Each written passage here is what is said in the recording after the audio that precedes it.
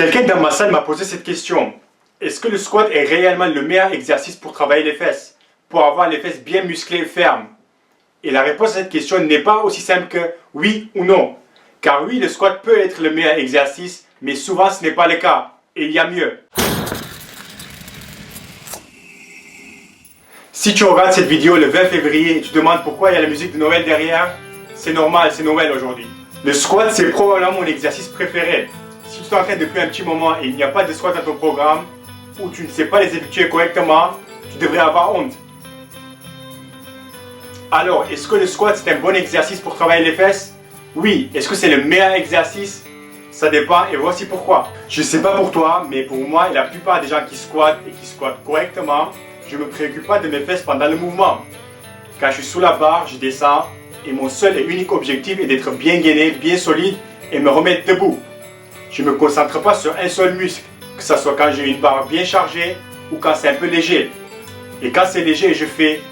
Non, plutôt quand tu fais, car moi je ne fais pas des séries de 10 ou plus, t'arrêtes car c'est soit le cœur ne suit pas, soit les lombaires ne sont pas assez solides, ou si tu es bon, c'est les quadriceps qui se fatiguent, c'est jamais les fesses.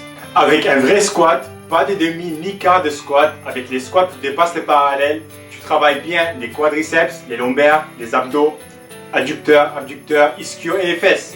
Il n'y a pas un muscle en particulier qui travaille beaucoup plus que les autres, sauf si tu te concentres dessus. Descendre plus bas et avoir les pieds un peu plus larges que les épaules aide à travailler un poil plus la chaîne postérieure, c'est-à-dire les fesses et les ischios, mais ce n'est pas énorme. Et une étude a montré que bien charger la barre permettait d'activer les quadriceps un peu plus que les autres muscles. Donc si vous voulez faire les squats pour les quadriceps, il faut les faire avec une bonne charge. Si tu mets une charge où tu arrives à faire une dizaine de répétitions et tu as la barre sur ton dos, à part être bien gainé, tu te dis « Je vais me concentrer sur l'étirement des fesses pendant la descente et contracter le plus possible pendant la montée ».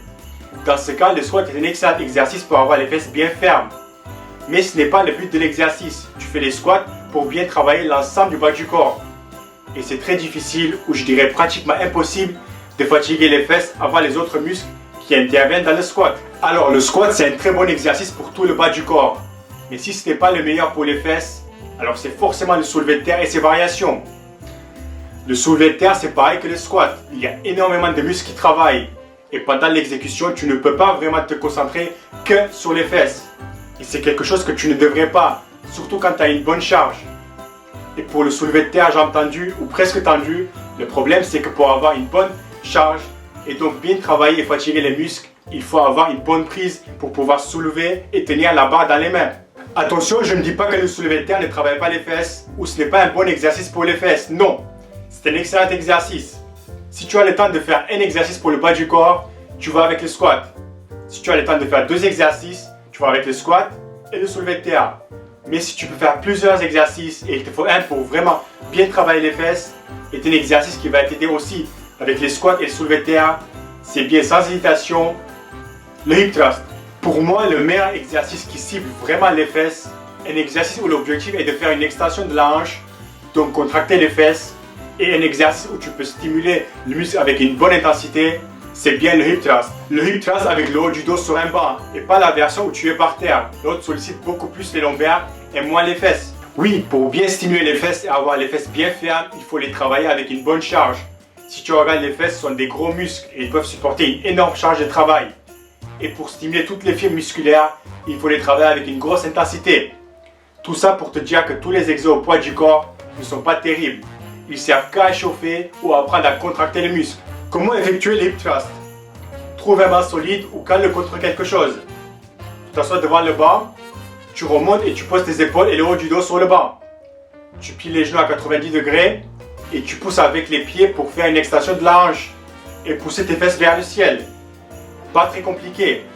Et quand tu prends l'habitude, tu pourras utiliser comme moi une barre et commencer à charger. Il ne faut pas avoir peur de mettre lourd et bien serrer les fesses en haut du mouvement. Après, avec le hip thrust, le squat, ses variations, le soulevé de terre, ses variations, il y a aussi le step-up qui est un excellent exercice pour les fesses. Mais bon, c'est difficile de mettre de l'intensité sans se préoccuper de l'équilibre et avoir une bonne prise pour tenir la charge dans les mains. Voilà, donc le squat, c'est le meilleur exercice pour le bas du corps. Si tu as le choix de faire un exercice, ça sera le squat ou le soulevé de terre. Tu vas ajouter un deuxième plutôt pour les fesses, Alors sans hésitation, ce sera le hip thrust. 4 à 5 séries entre 6 à 10 répétitions avec le plus de charge possible. Merci, bonne fête et à la prochaine vidéo.